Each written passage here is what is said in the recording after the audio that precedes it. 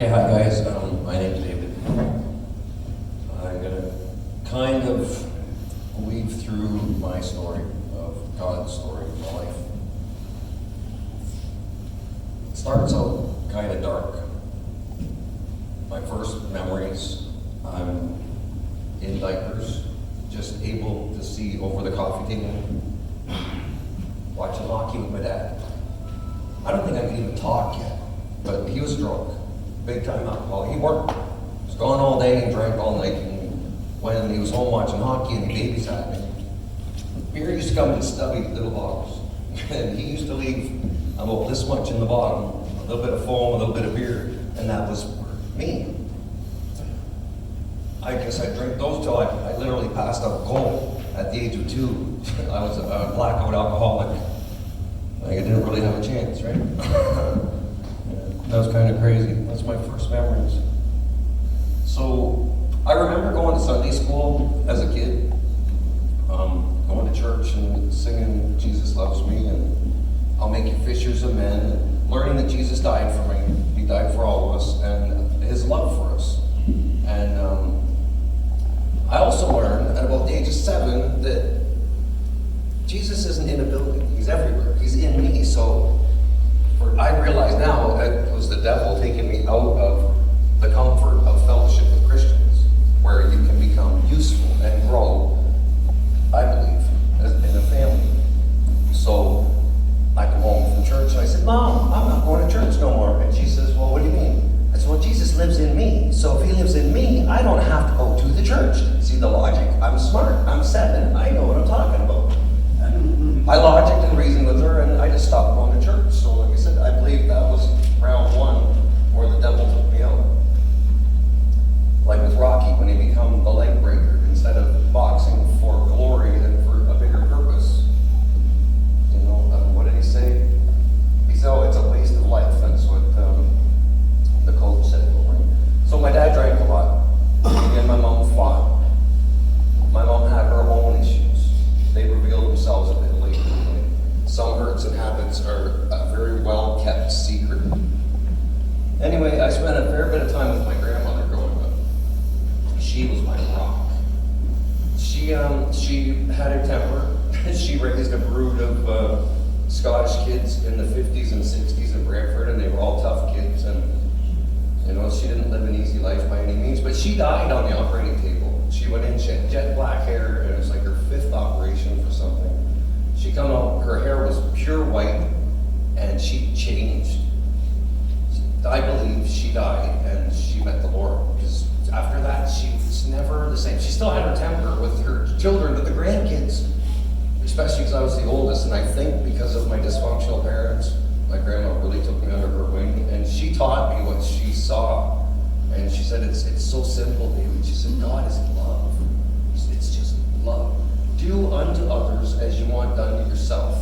Don't lie, don't cheat, don't steal. Just follow the golden rules. She didn't really preach a lot, but I was so aware of God's love through her.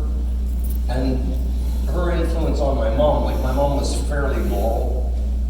We went to church at Christmas and Easter, and we watched all the movies, the 10 Commandments, you know, everything that came on in time. All the movies, we were there. It was in the consciousness, but in the back of your life, right?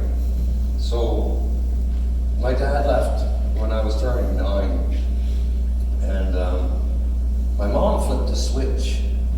She went from being just, you know, this wife that fought all the time to she started partying. My mom's only 17 years older than I am, and when she partied with guys a little bit younger than herself, they were only now a little bit older than me, so I kind of fit in. But I didn't, you know, because they were all getting high and they were all drinking, and I was 7, 8, 9 years old. So I started hanging out with friends at school, and we got into all kinds of trouble, and it turned to the point where I said to her, "Mom, this isn't fair. You know, I should be able to party with your friends. I get along. Look at how old I am. I'm so mature. And I'm so mature. I want to be an alcoholic." It's funny the way your mind works when you're young. So she allowed me to drink at home with her and her friends. I could smoke pot. at home with her and her friends, as long as I was under supervision, right? But by the time I was 13, I was a raging alcoholic, and I was smoking pot all the time. Did some other illicit drugs. But 15, I left home because my mom had a new boyfriend, and all her money went out though. There was hardly any food. She paid the bills, but this guy made life unbearable because they literally fist fought. And if I were to step in the middle, it was such. If I were to step up and say, "Don't hit my mom," I'd have to fight the guy, and then she'd forgive him, and well, that's. I think where I learned to forgive so much and so easy was through my mom. But it wasn't healthy. So I went on the road, about the carnival, and I got mistreated really badly. I was 15 years old. I had to get a note so that I could go on the road because I wasn't of legal age. And the boss signed it. So after 3.5 weeks, I got really badly mistreated. That's a whole other story. I've got to keep things kind of short. So I quit. I got fired. The guy was having a temper tantrum and he was yelling at me because I'm the youngest, and he fired me. Word fired out of your mouth. Good. Send me home. You're responsible for me. I went home.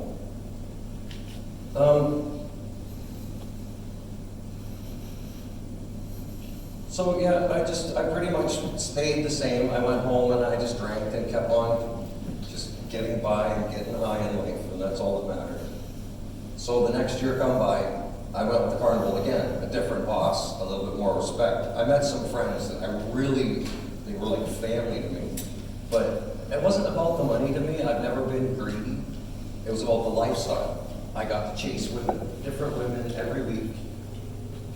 I had enough money to get by, and everybody partied. We all had our own issues of some sort, so everybody partied. And the only unacceptable thing was you could not drink and go to work because people could smell the alcohol. If you could contain whatever your issue was and you could do it socially, you could do it. So pretty lax rules. I kind of just fit in, you know. It was cool for me at that point in my life. So I went out for like 3 years, and then the 4th year, over the winter time, my girlfriend got pregnant. Well, I had an epiphany. Because of my grandmother, I always had Jesus in my heart. I said my prayers, but it was a very generic prayer. I didn't have a prayer life. I'm just learning that now. So I wanted to be a good father. I wanted to marry this girl. I wanted to settle down. I wanted to be a dad. So I quit drinking. I was already blackout drunk. So by now I'm 18. That's my whole life. That's all I know is to drink and work and drink and work and drink and work. So I decided to go to AA. I got sober for 3 months. My girlfriend said, "Well, you know, you're no fun anymore. I don't want to be around you." So she took the baby and left. I was crushed. I sat in my apartment with Gideon's Bible in my hand and a beer in the other hand, and God, how can this happen? I tried to do what's right. I wanted to be a father, have a family, be there and be a husband and do everything do it right. Why is this happening? So I was trying to pray, and that was my first real attempt at prayer, and like going deeper than just now I lay me down to sleep. It's like, okay, God, I'm going to study the Lord's Prayer, and I've got Our Father, the Lord in heaven. Okay, that's easy. Hallowed be thy name. Again, that's easy. Thy kingdom come, thy will be done. Thy will be done. I got rage from head to toe. Just took, thy will be done? I'm a human. How do I know your will? You're God Almighty. So I threw the Bible across the room, and I just continued to get drunk. I quit following God there, and I just went really dark. I ended up going to get high that night, and I ended up in jail for 19 months. Got arrested for murder, and now I have time to figure out who God is. I challenged him. I wanted to know as well. It was as simple as reading the Bible, and it changed my whole life.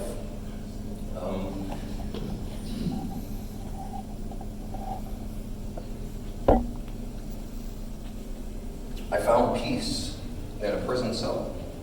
like I said, my mom, my uncles and everything, they were all tough guys. And so I never had to worry about anything ever happening to me. I had somebody's always got my back.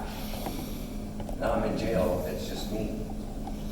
Anything that happens, I've got nobody to call on. So I totally surrendered my life to Jesus.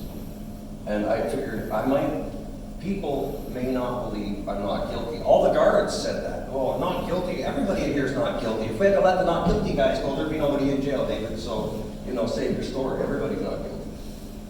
So I just figured, okay, maybe I'm going to go to jail for life. And if that's what you want, Lord, then that's what I'm going to do. Sure enough, though, the truth, that's what's in my mind the whole time. The truth will set you free. I was already free. So whatever happened from that day forward was just a bonus. So I go to court, go to trial. I got found not guilty. Awesome. But while I was in jail, I found favor. Like I said, I was drawing close to God and I was reading the Word, but I never developed a prayer life. But I felt His presence as I was reading the Word for the first time through and understanding the meanings of things, and life started to make sense. I had one friend that I would call at home, an ex-girlfriend, and she was going to church, and she had two girls that were in the choir, and they would literally sing praises to God to me while I was in jail. I was being ministered to, and it was just so amazing. But I got out of jail, the world took over. I met a girl, went to the carnival again. I go back to the first carnival. They were actually in town when I got out of jail that weekend. I go down to the carnival, all my buddies are there. I want to go back to work and continue my life like nothing had happened. And the boss said, well, you can't come out here, you're a murderer. It doesn't matter if you're found not guilty, you look bad for the show. It crushed me. My whole life was that. I was Dave, the carny, the drunk, the pot smoker. That was me. That was my identity. Now, who am I? Well, I look back now, as age gives you that benefit to look back. If I would have gone with my friends, these guys in that summer, that was the year that crack cocaine come out, and with my addictive tendencies, I would have probably been dead. So God come in and just move my life so I could avoid something. And where I was angry at the time, I now look back and I'm so, so, so grateful. He did that for me again later on. Another time I was with this other carnival. So, okay, this ties in. I went from there and I pouted because I was angry, and I ended up joining another carnival. And I worked with that guy for a bunch of years. Same thing, just same lifestyle. I wasn't following God. I'd say my prayers when I didn't pass out cold. And I built myself up after 10 years. I had a couple games. We were going to go east. And we got in this big argument, and I ended up leaving there. And same thing, I'm mad at God. And I look back, exact same situation. These guys went out east, and crack cocaine took over, and it would have ruined my whole life. So again, I'm so grateful to God for that He just took a hold of me. So after that carnival left, I just kind of settled down and started working part-times through casual labor things.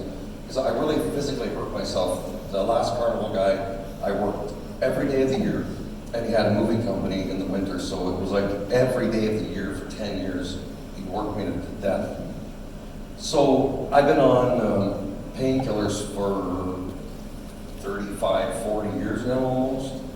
Car accidents and overworking and such, just not really taking care of myself.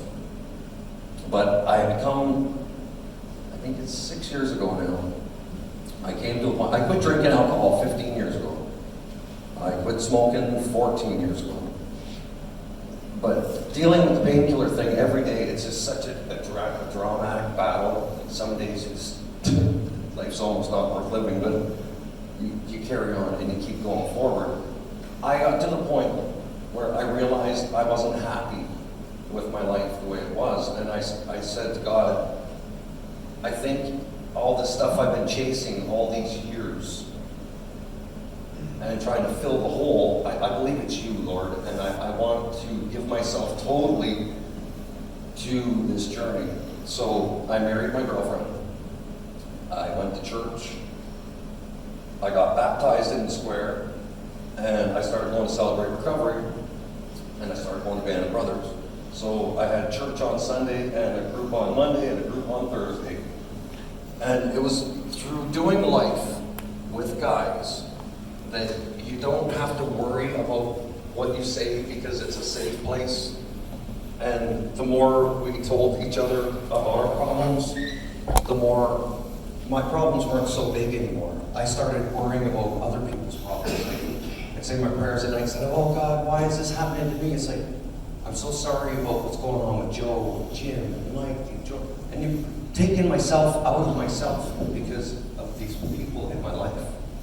But the main part is, even with Celebrate Recovery and Band of Brothers, is that Jesus is at the center.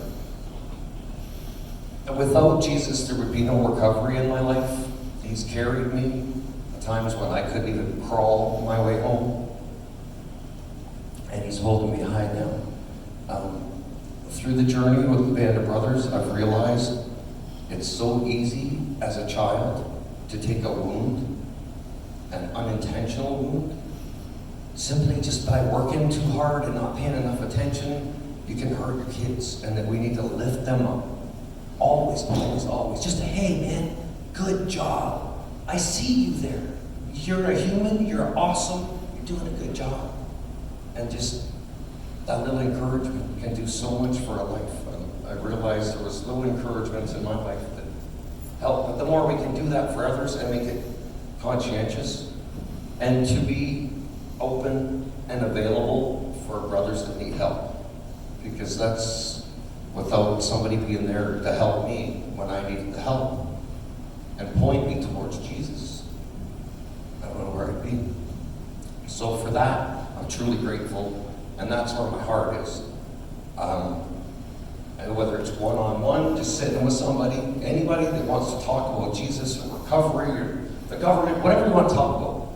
You get your 10 minutes to talk, I get my 10 minutes to talk, and we'll listen, and we'll share, and we'll care, and just, I think that if anything, like as a Celebrate Recovery thing, it's hurts, habits, or hang-ups. It doesn't have to be, oh, you're an addict, or you're... Some guys come in, they brought other people in, like, oh yeah, this guy's a junkie and I want to help him. Then they realize, but I have denial of anger. Or it could be anything, only you know you. But I'm sure each and every one of us, if we take a good, honest look at ourselves and get an accountability group of guys, that we can all grow a little more like Jesus by looking at our lives. Even though we think, oh, you know, I got it all together. Look a little deeper. Look a little deeper, because I think Jesus will set you totally free. But you need to be honest. That the truth set you free. Tell the truth to yourself, about yourself, and let Jesus do the rest.